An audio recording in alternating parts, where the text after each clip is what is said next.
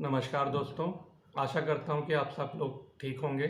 आइए आज का ब्लॉग शुरू करते हैं। सबसे पहले जो न्यूज़ मैं लेके आया हूँ, फ्यूचर रिटेल एंटरप्राइज की बैंक्रप्सी प्रोसेस के अंदर एक्सप्रेशन ऑफ इंटरेस्ट एप्लीकेंट्स के तहत 16 एप्लीकेंट्स ने अपनी इंटेंशन फाइल कर दी है और ये सारी की सारी इंटेंशन सबमिट हो गई हैं। जब futureretail.in की वेबसाइट पे हम विजिट करते हैं तो वहीं पे ये इन्फॉर्मेशन अवेलेबल है।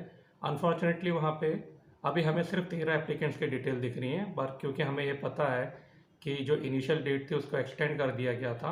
रिलायंस और अदानी ये दोनों भी अब इंटरेस्टेड हैं। तो अगर आप लोग फ्यूचर रिटेल के फॉर्मर एम्प्लॉई हैं और आप अपना क्लेम सबमिट करना चाहते हैं तो फॉर्म डी अवेलेबल है। इसे आप futureretail.in की साइट पे जाके फिल कर सकते हैं।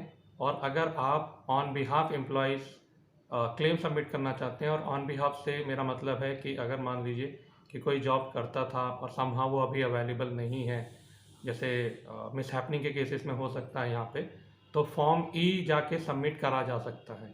16 कंपनी जिन्होंने ये एक्सप्रेशन ऑफ इंटरेस्ट में एप्लीकेशन फाइल करी है, इनमें से एक ने ऑलरेडी अपनी एप्लीकेशन विड्रॉ कर ली है, और जो हमें जानकारियाँ मिल रही हैं उसमें 2 एप्लीकेंट डिसक्वालीफाई हो सकते हैं। ज़्यादा जानकारी तो हमें 15 दिसंबर के आसपास ही मिलेगी, जब प्रॉपर futureretail.in की वेबसाइट में ये सारी इन्फॉर्मेशन अवेलेबल हो जाएंगी। दूसरी महत्वपूर्ण जानकारी हमारे सामने आ रही है वो ये है कि 16 नवंबर को फ्यूचर रिटेल को जो उनकी एनसीडीज़ हैं उनके इंटरेस्ट पे करने थे, और ये करीबन 1 करोड़ के आसपास के थे। इस पे भी उन्होंने दूसरी बार डिफ़ॉल्ट कर दिया है। इन डिबेंचर्स का जो इंटरेस्ट रेट हमें पता है करीबन 9.5% के आसपास का इनका इंटरेस्ट रेट था, और मई से लेकर नवंबर तक अभी जितने भी इनके इंटरेस्ट पे आउट थे ये सारे के सारे ही इन्होंने डिफ़ॉल्ट कर दिए हैं। फ्यूचर रिटेल्स के लेंडर ने जो फॉरेंसिक ऑडिट के लिए कमेटी बैठाई थी उसके बारे में कोई तो अपडेट अभी हमें नहीं मिली है, किस तरीके से प्रोग्रेस चलेगी। इसके अलावा जो वेंडर जो फ्यूचर रिटेल्स को सप्लाईज दिया करते थे, इन लोगों ने अपनी एक प्रॉपर फोरम बनाए रखी है फ्यूचर ग्रुप वेंडर यूनाइटेड नाम से। ये लोग बता रहे हैं कि पिछले 3 साल से इनको कोई पेमेंट नहीं हुई है, और जब जनवरी फरवरी के आसपास रिलायंस के टेक ओवर की बात चल रही थी और उस वक्त रिलायंस ने काफ़ी एग्रेसिवली आके इन लोगों को कमिटमेंट करी थी कि ये उनके ड्यूज़ की पेमेंट कर देंगे और ये लोग कंटिन्यू रखें अपने सप्लाईज। अब एटलीस्ट मार्च अप्रैल से रिलायंस ने वो स्टॉक में नहीं उठाया है, और करीबन 500 करोड़ के आसपास का माल इन लोगों के पास अभी वेयर हाउस में ही पड़ा हुआ है। अब क्योंकि इन वेंडर्स को इनकी पेमेंट नहीं मिली है पिछले 3 सालों से, और करीबन ये काफ़ी बड़ी इंडस्ट्री की हम बात कर रहे हैं यहाँ पे, जहाँ पे बहुत सारे लोग बैकएंड पे काम करते हैं, ये सारी चीज़ें सप्लाईज इंश्योर करते हैं इस तरीके के रिटेल्स हाउसेस को। तो ये सारा का सारा नॉन पेमेंट की वजह से सारे काम अटक। फ्यूचर ग्रुप वेंडर यूनाइटेड के अंदर करीबन 300 वेंडर हैं, और ये सभी लोग डिफरेंट स्टेट से आते हैं, दिल्ली से, राजस्थान से, गुजरात से। और ये लोग प्रोटेस्ट करने के लिए रिलायंस के हेड ऑफिस के बाहर मुंबई में भी इन्होंने धरना प्रदर्शन करा था। इसके अलावा इन्होंने कोशिश करी कि इनकी किशोर बियानी के साथ मुलाकात हो जाए। मुलाकात तो हुई, बट इनको ऐसा कोई कमिटमेंट या कोई ऐसे डेट उनको नहीं पता चली है जिसके बाद इनकी पेमेंट प्रोसेस होना शुरू हो जाएंगी। पिछले 3 साल से जहां ये वेंडर अपनी पेमेंट के लिए स्ट्रगल कर रहे हैं, और इन 3 साल के ड्यूरेशन में हमने 1.5-2 साल तो कोरोना का ही कहर देखा है।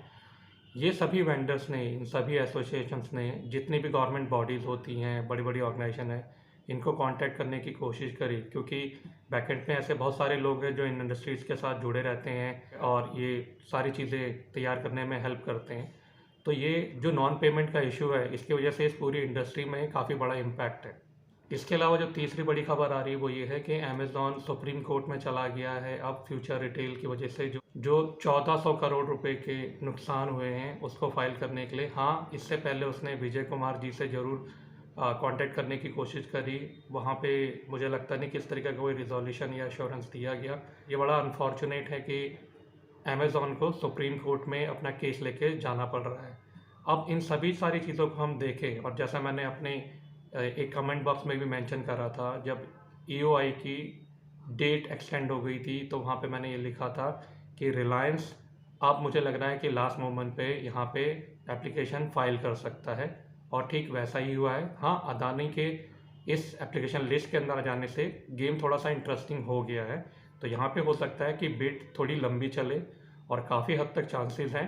जैसे हमें पता है कि 24,000 करोड़ के क्लेम करीबन बनते हैं इसके अलावा अगर हम अमेज़न का भी 1400 करोड़ का क्लेम मान लें, तो मुझे ये लगता है कि ओवरऑल सेटलमेंट जो बननी चाहिए, और अगर ऐसा होता है तो आप ये मान के चलिए कि 26,000 करोड़ के आसपास का क्लेम ओवरऑल बन जाएगा।